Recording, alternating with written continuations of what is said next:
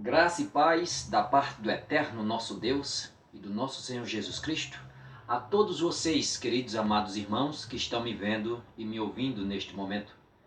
Que as bênçãos do eterno sejam derramadas e multiplicadas em vossas vidas, hoje e para todos sempre. Amém. Hoje eu quero trazer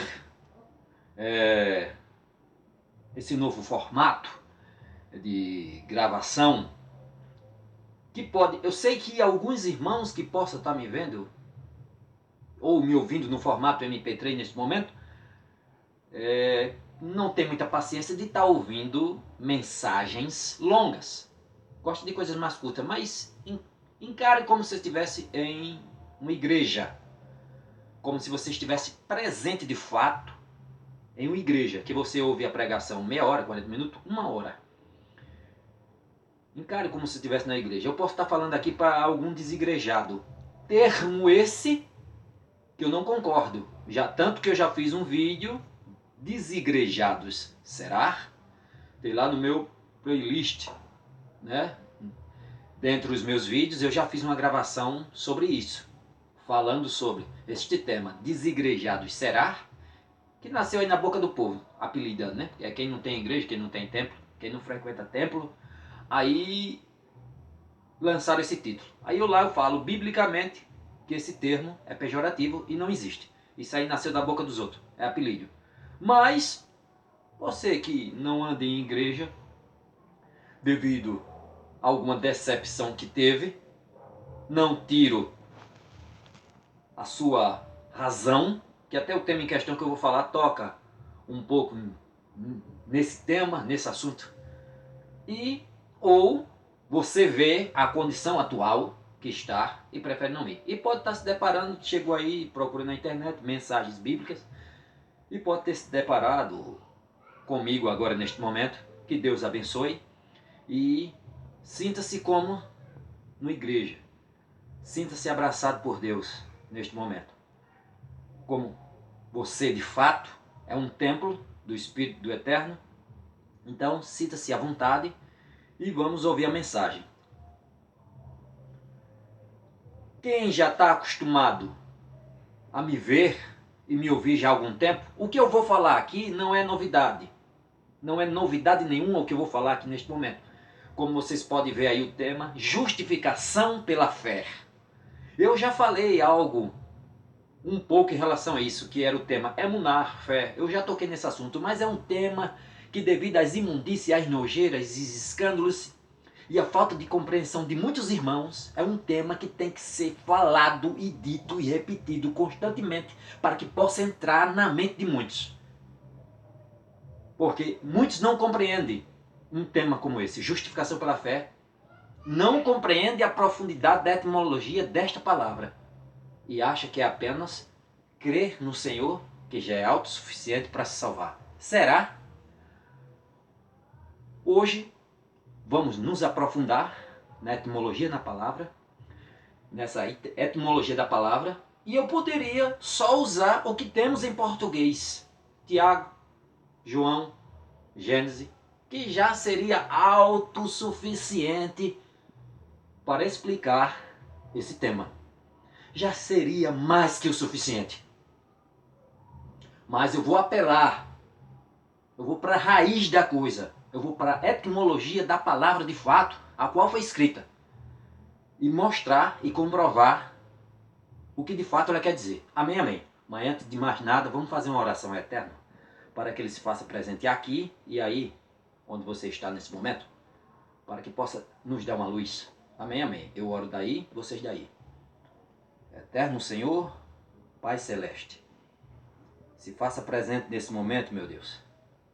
Que a mensagem que vai ser proferida neste momento não venha de mim, mas que venha de Ti, para fazer a todos nós, tanto a mim como a eles, em qualquer canto que estejam ouvindo essa palavra, que possam compreender de fato a complexidade deste tema. Adentre nossos corações e nossas mentes, para a gente entender de fato o que a Tua palavra quer nos dizer. Porque muitos hoje se perdem na mão de muitos lobos que aí estão. Então, entra em nossos entendimentos, abre nossa compreensão para entendermos de fato este tema em questão. Que a tua vontade seja feita no meio de nós, hoje e para todo sempre, em nome de Jesus, amém. Pois bem, como eu falei, eu já toquei nesse assunto aqui outras vezes. Quem já está acostumado a me ver, já sabe. O que eu vou falar não é nenhuma novidade. E para você que pode estar se deparando aí pela primeira vez diante do seu aparelho, ou me ouvindo no formato MP3, vai aprender. Eu vou na raiz da coisa para poder chegar. Eu não vou falar diretamente sem poder ir na raiz da coisa, para aí de fato entrarmos no tema em questão. Eu vou começar a ler a pergunta-chave para daí adentrarmos de fato no assunto. Vamos lá, vamos começar aqui o tema-chave, que é o livro de Yaakov. O nome no original, que na nossa Bíblia tem Tiago. Uma transliteração, adaptação de língua após língua, mudanças ou adulteração, como alguns falam. Sim, tudo bem. É o que temos aqui. Tiago, no original, o nome dele verdadeiro, a minha obrigação como sabedor do tema é falar a vocês a verdade. O nome não é Tiago, é Yaakov. E adaptado de língua após língua, chegou até nós aqui, é o que nós temos na Bíblia cristã, Tiago. Pois bem, Tiago capítulo 2, versículo 14. Vamos fazer uma leitura e daí começarmos a mensagem deste domingo. Tiago 2,14. Quem foi Tiago? Antes de mais nada, vamos fazer um pente fino. Quem foi Tiago? Tiago era o irmão mais velho de Jesus. Amém? Amém. Vamos lá. De que adianta, meus caros irmãos, alguém proclamar sua fé, se não tiver obras? Acaso essa fé pode salvá-lo? É uma pergunta. As Escrituras Sagradas foi escrita por diversos autores, de diversas épocas diferentes. O povo Yahudim, ou seja, o povo judeu, são os autores e compiladores da Bíblia Sagrada. Cada um em sua época escreveu seus manuscritos em pele de cordeiro, preparado para isso, ou papiros, que era um caniçozinho fino, que ficava às beiras do rio Nilo. Aí eles tiravam, abriam, espalhavam, botavam para secar ao sol, havia um preparo para depois escrever neles. Era mais barato do que a pele de cordeiro. E era o que se valia para se escrever. E cada um em seu tempo, em sua época, escreveu experiências que tiveram com Deus, o que viveram, o que viram, o que Deus ordenou que eles falassem. Eles escreveram diversas épocas. Desde Gênesis, há mais ou menos 3.500 anos atrás, olha só, até Apocalipse. E outros diversos. Nesses tempos em questão, que eu já tenho tocado no assunto, só Lucas, o evangelista Lucas, que era um médico, nascido em Antioquia, ou seja, um sírio fenício, um grego, o único que não era judeu, um dos que não era judeu, mas a maioria esmagadora dos autores das Escrituras Sagradas, lógico, eram judeus, faladores do hebraico e do aramaico, as línguas originais das Escrituras. Sim, irmão, e o grego? Também o grego. Alguns, como Paulo, estudado, letrado, também tinham conhecimento do grego, lógico. Mas muitos outros autores, em suas épocas, não. Era falando da sua língua nativa, o hebraico, e posteriormente, depois do cativeiro babilônico, nos 70 anos de cativeiro babilônico, judeus morreram ali e outros nasceram, pegaram aquele linguajar, né, daquela língua deles, era a língua falada naquele país, naquele império, que era o aramaico. E daí começou a se falar. No tempo de Jesus já era a língua mais falada, era a língua falada, entre eles era, em grande parte, o aramaico. Só não nas sinagogas. Na sinagoga, a língua sagrada era o hebraico, que era a língua raiz deles. Pois bem, então, fazendo-se valer disso, 3 línguas fazia a composição dos manuscritos de diversos autores de diversas épocas. O hebraico, o aramaico e posteriormente, depois no Novo Testamento, o grego, que era escrito com o objetivo de propagar a mensagem de Jesus Cristo também aos gentios, porque o grego, nos tempos do mestre, era a língua gentílica forte da época. Era o inglês hoje, também, lógico, língua romana, que era o latim também, mas a língua forte que dominava era o grego koiné, que era o grego falado naqueles tempos, que era uma mistura de idiomas que dava valência àquela língua. Então, foi escrito principalmente as cartas gentílicas, Tessalonicense, Filipense, Colossense e várias outras, foram escritos, lógico, em grego, para que se atingisse os gentios.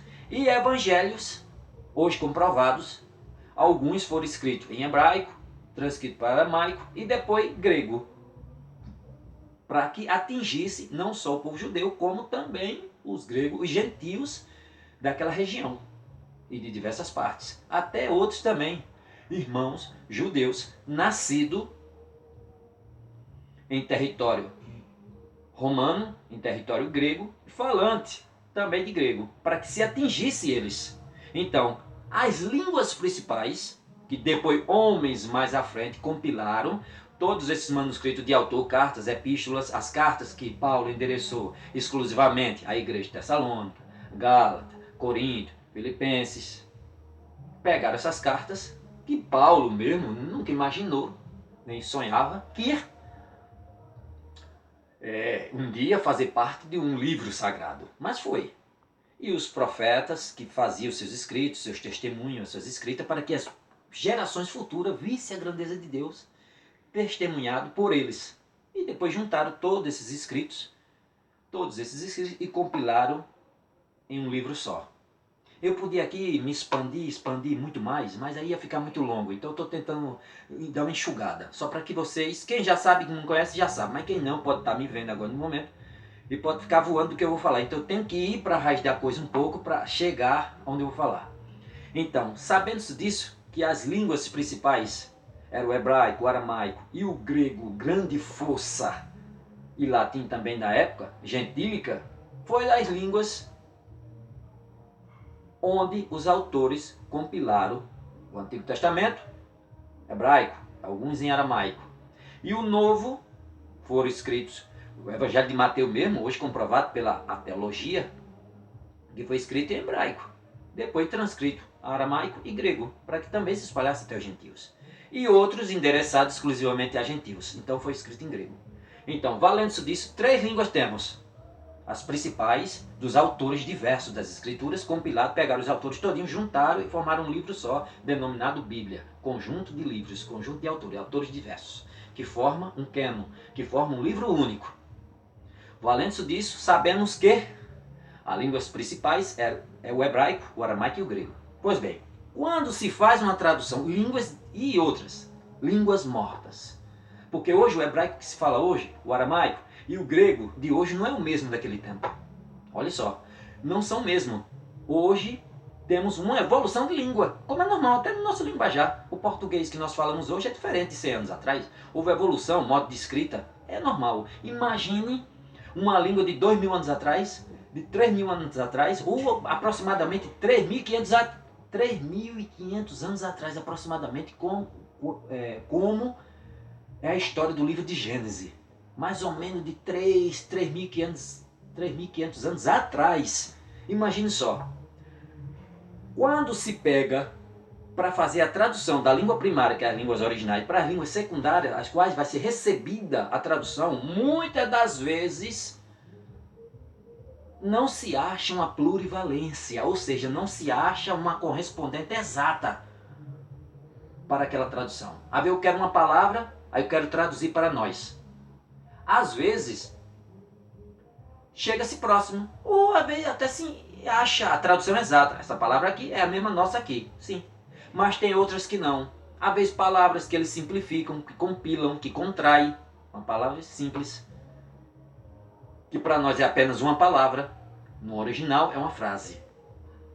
Para eles é uma frase. E às vezes quando vai trazer para nós essa tradução, não fica ruim de encaixar. E tem que haver uma sinceridade de quem estuda, tem que haver uma sinceridade do autor, do expositor, do pregador, do pastor, para trazer sinceridade a você no ensino. Que muitos hoje não têm essa paciência. Hoje eles só querem desossar os ossos das ovelhas, tirar o couro, chupar o sangue. Eles não querem, em sua grande maioria esmagadora, não querem mais trazer a mensagem pura para vocês. Não querem. É claro, existe uma minoria, eu sempre coloco a vírgula, sempre tem suas exceções, tem pastores, pregadores, humildes, e lutando ainda, agonizando em meio a essa podridão, para levar a mensagem que se preocupa de fato com as ovelhas. Tem sim, tem, mas a grande maioria é larápio. A grande maioria. Tem os sinceros e a grande maioria são larápios, infelizmente. Não traz, eu não tenho visto quase um ensinamento puro e verdadeiro. Tem uns que eu vejo, mas é poucos, infelizmente. E tem que haver uma exposição e tem que haver uma sinceridade deles quando vai trazer essa exposição. E muitos também faltam o conhecimento, que eles têm que estudar a língua. Eu estudo a língua já há muitos anos. Essas línguas, essas culturas, eu estudo há muitos anos. Vocês que podem estar se deparando comigo pela primeira vez no canal, veja, eu tenho uma média de uns 160 vídeos. Aí tem muitos vídeos que eu trago expressões, como por exemplo, 1 Coríntios capítulo 4, que lá está escrito: quero que todos nós nos considerem como ministro, Paulo falando, quero que todos nos considerem como ministros de Cristo. Ministros de Cristo, dispenseiros dos mistérios de Deus. Mas já tem tradução que traz: quero que todos nos considerem como servos de Deus e mordomos do mistério de Deus. Aí você olha assim, quero que todo mundo nos considere como ministros. Na outra diz, quero que todo mundo nos considere como servos. Mas o que é isso? Eu trago em vídeo explicando isso. Mas tem que haver uma sinceridade do líder, do pregador, do pastor, para orientar a todos vós. É como no tema que trago hoje. Esse tema mal compreendido por muitos e que está sendo refletido a cada dia em nosso meio, que é a justificação pela fé. Aí você olha para este tema que Tiago fala. O que é que adianta eu dizer que tenho fé? Agora vamos entrar no tema. O que é que adianta eu dizer que tenho fé se não tenho obras? Quando você vai para a etimologia da palavra fé, o meu justo viverá pela fé. Quando você vai para a raiz da coisa de fato e se aprofunda, a palavra que lá está não é fé. Aí entra o que eu falei de uma forma simplificada, que o tempo é curto. Não que seja o tempo curto, eu podia passar aqui 2, 3 horas, mas aí fica cansativo. Só fiz dar um repeteco no início para que ele possa entender. Se você quiser, eu tenho um vídeo aí, Emunar Fé, onde eu trago com mais atenção certas coisas. Eu fiz um repeteco.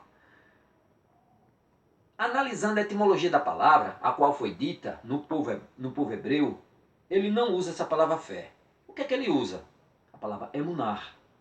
É o tema no original hebraico, a que ele usa. Aí o tema, uma palavra, por exemplo, como está nas escrituras que diz: o meu justo viverá pela fé, o meu tzadik viverá pela emunar. Ou seja, o meu justo viverá pela... A palavra emunar não é uma palavra apenas fé. Dentro da literatura judaica, a semântica, a etimologia dessa palavra, essa palavra é uma palavra composta de 2 palavras, que para nós, nas nossas traduções, só traz fé. Só. E cria essa confusão. Tem muitos irmãos de várias denominações que compreendem, mas outros não. A maioria esmagadora não compreende, acha que eu sou salvo por Jesus, porque eu creio nele. E as mesmas imundícies de antes eu continuo a praticar. Porque eu sou salvo, porque creio. Antes eu praticava todas as imundícies, todas as lascivas, todas nojeiras, impossíveis eu praticava. Mas não aceitava Jesus. Agora eu aceito. Mas continuo a praticar as mesmas canalices de antes. Mas agora está diferente, porque eu creio. Eu sou justificado pela fé somente. Que fé? Essa fé nossa vazia? Não. Agora eu entro. Eu podia, como eu disse no início, usar só temas como esse, no livro de Tiago. De que adianta, meus caros irmãos, alguém proclamar sua fé se não tem obras? Acaso essa fé pode salvá-lo? Eu podia usar só isso. Eu podia chegar aqui para vocês, usar também aqui, ó. Deixa eu ver aqui um tema em questão. Eu podia chegar aqui também, ó. Eu podia chegar aqui também, Yohanan, João 15,14, vós, Jesus falando, vós sois meus amigos, se praticar o que vos mando. Também eu podia chegar aqui e dizer também, eu podia também chegar aqui para você e trazer aqui a João 14, 24. Quem não me ama, não obedece às minhas palavras. Eu também podia usar só isso. Eu também podia usar Jesus Cristo dizendo, ser de santos, como o Pai é santo. Eu também poderia ir lá para o início da Bíblia, em Bereshit, Gênesis, e chegar aqui e dizer, Abraão, como disse o Senhor, andai na minha presença e sede perfeito. Só isso já dava um checkmate em muitos que acham que vai só se salvar, que vai se salvar só porque crê em Jesus. Só porque crê em Jesus. E continua a praticar as mesmas nojeiras e as imundícies de antes. Compra e não paga ninguém, mentiroso, rouba, cabueta. Um certo cidadão me contou uma história triste e eu presenciei uma parte da história. Um certo cidadão pregando constantemente o dia todo, e eu presenciando o evangelho para esse cidadão, pregando, conhecedor da palavra, parece que conhece, mas não conhece profundamente. É mais um que acha que vai ser salvo em Jesus só porque crê. Pregando a palavra para ele, mostrando Jesus verdadeiro, mostrando um Jesus para ele. Mas quando ele deu as costas, ele começou a meter o pau nele, até depois, até entregou e cabuetou o certo cidadão na empresa em que trabalha para o patrão. Por nada. Por nada. Este que estava sendo evangelizado disse, meu Deus, como é que um cidadão desse, conhecedor da palavra, pregando o dia todo para mim, e depois me apunhalando pelas costas, e depois foi me entregar para o homem por motivos que eu não sei. E de fato eu vivenciei e não vi motivo nenhum. Só pelo instinto que tem de entregar e fazer mal ao próximo. Como você acha que esse cidadão vê esse outro? Se o sal se tornar insípido, se o sal se tornar sem sabor, só não servirá para nada. Só servirá para ser pisado pelos homens, disse Jesus. Como você quer que ele creia nesse Jesus que você prega? Se você diz que ele é tão bom, que ele é tão verdadeiro, que ele é tão sincero, e mostra que ele faz maravilhas, mas que suas atitudes e suas ações, e seus testemunhos, suas obras são totalmente contrárias ao que você vive e ao que você testemunha. Como você acha que ele vai receber isso? E isso é o que vem acontecendo constantemente. Irmãos, aí entra mais atrás. Eu poderia fazer só apelo com esses textos que eu falei. Só esses já matavam a pau. Aquele que me ama guarda meus mandamentos, disse Jesus. Todo aquele que diz que ama Jesus e não guarda seus mandamentos é mentiroso e a verdade não está nele. As Escrituras falam. Eu podia só usar esse termo, mas eu vou apelar mais, vou me aprofundar mais no contexto etimológico da palavra. A palavra que para nós é traduzida como apenas fé, no contexto original da letra a qual foi escrita na cultura judaica dos judeus, no linguajar deles, a palavra, como eu falei, é emunar. E é uma palavra composta de duas palavras, fé mais obediência. Na Peshita, em uma das Peshitas, tem umas que traz uma tradução. Tem outras que já traz, é uma variante textual, mas que dá o mesmo sentido, que diz assim, a fé sem a obediência é morta. Na nossa grande parte das que nós temos, eu tenho várias bíblias ali, a grande maioria fala assim, a fé sem as obras é morta. É como um corpo que você encontra e, eita, o homem está desmaiado, vamos olhar se ele está vivo. Bota a mão no peito, eita, o coração está parado, aí bota aqui, ó, a mão no nariz, não está respirando, está morto. É como um cidadão diz que tem fé e não obedece, que diz que tem fé, mas não tem o testemunho, tem obra. Esta carta de Tiago, até certo ponto, foi negligenciada por falta de interpretação de Lutero. Lutero, quando viu esta carta, que leu essa expressão que eu estou lendo aqui, de obras, confrontou com o que abriu os olhos dele, lá de Paulo, justificação pela fé. Mas foi uma falta de compreensão.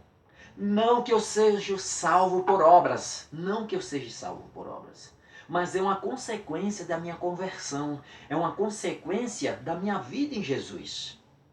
É uma consequência.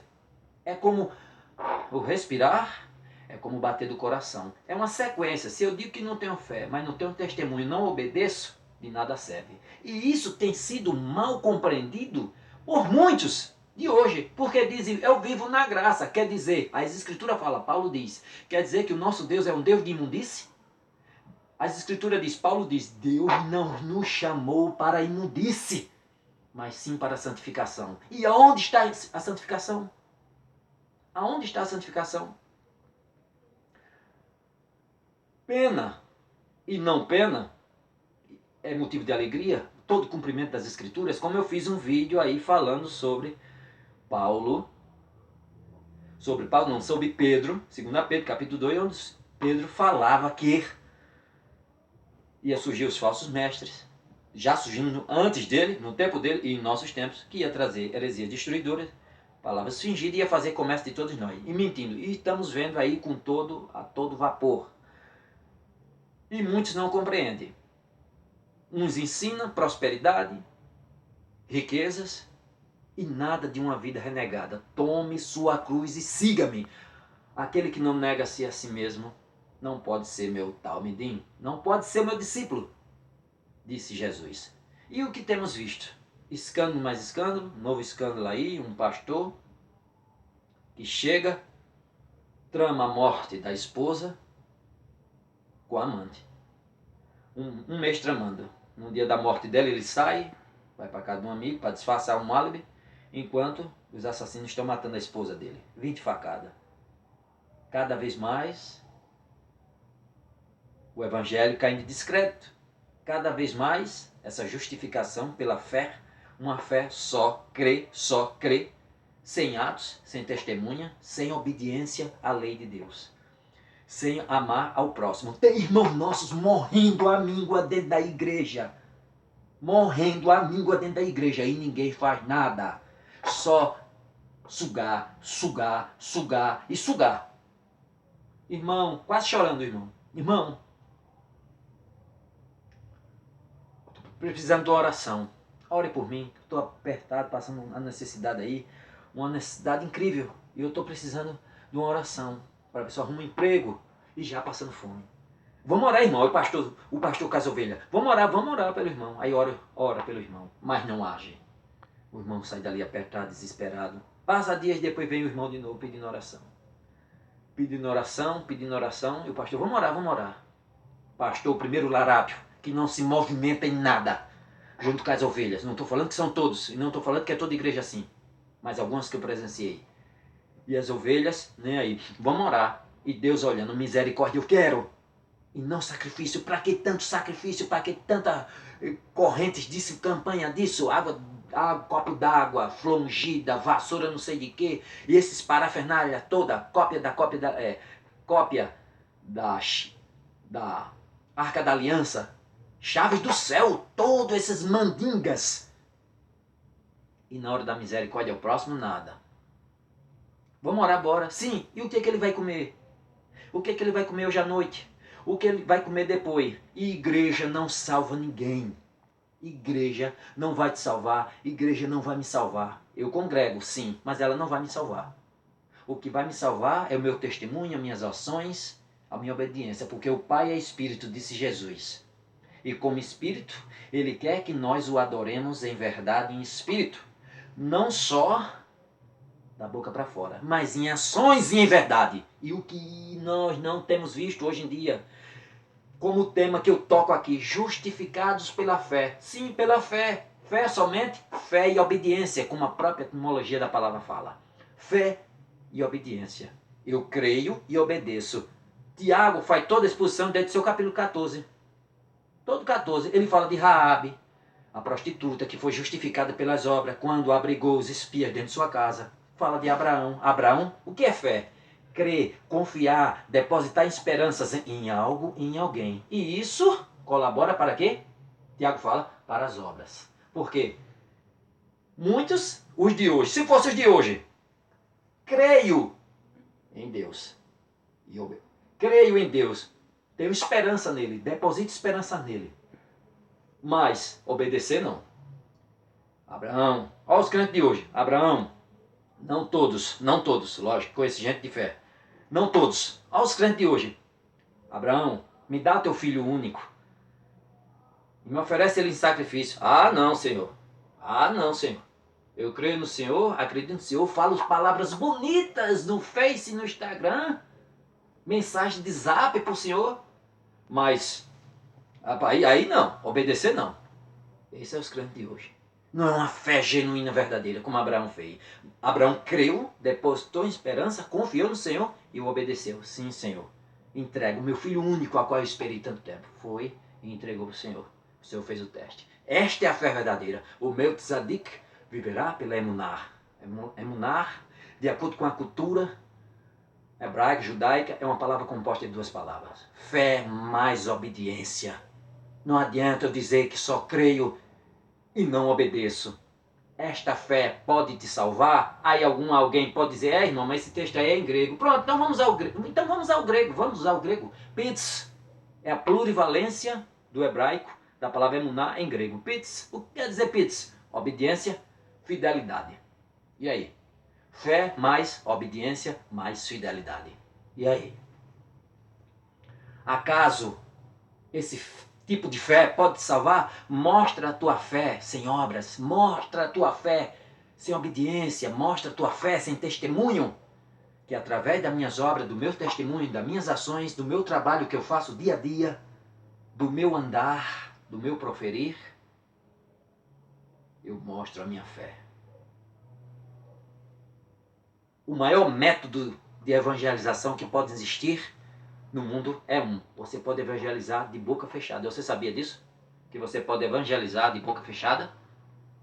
Como, irmão? Como, irmão?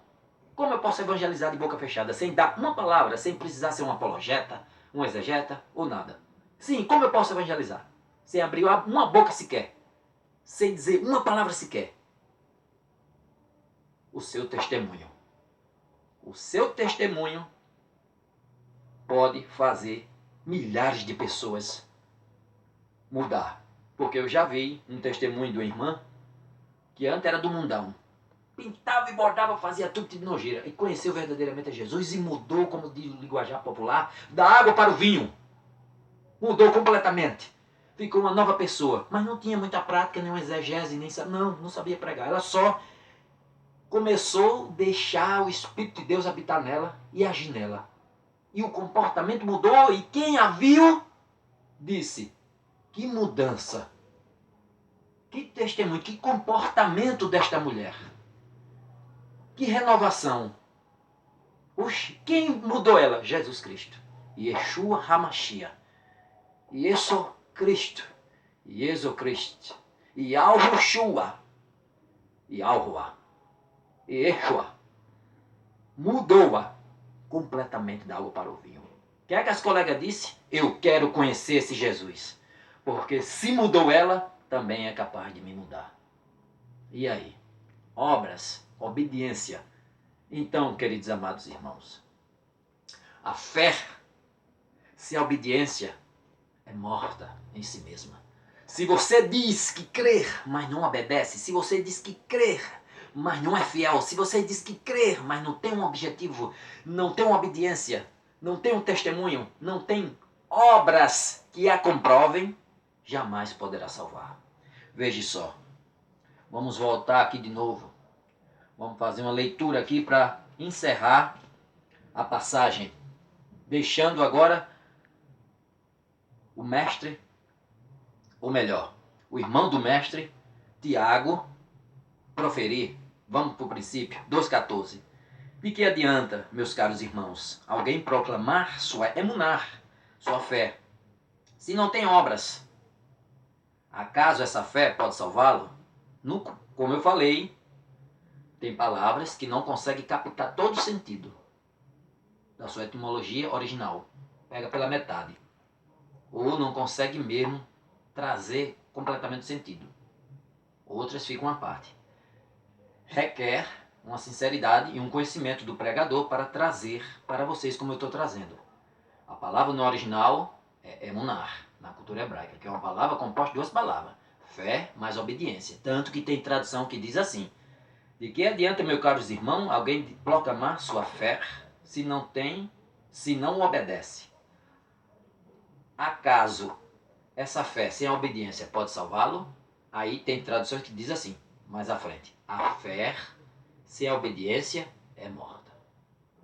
Aí outras diz: a fé sem as obras é morta, como nós temos em nossa maioria. Mas trazendo a etimologia da palavra, e tem traduções, tem uma peshita em aramaico que traz assim, na raiz da coisa: a fé sem a obediência é morta. Mas vamos ler aqui o que nós temos. De que adianta, meus caros irmãos, alguém proclamar sua fé se não tem obras? Acaso essa fé pode salvá-lo?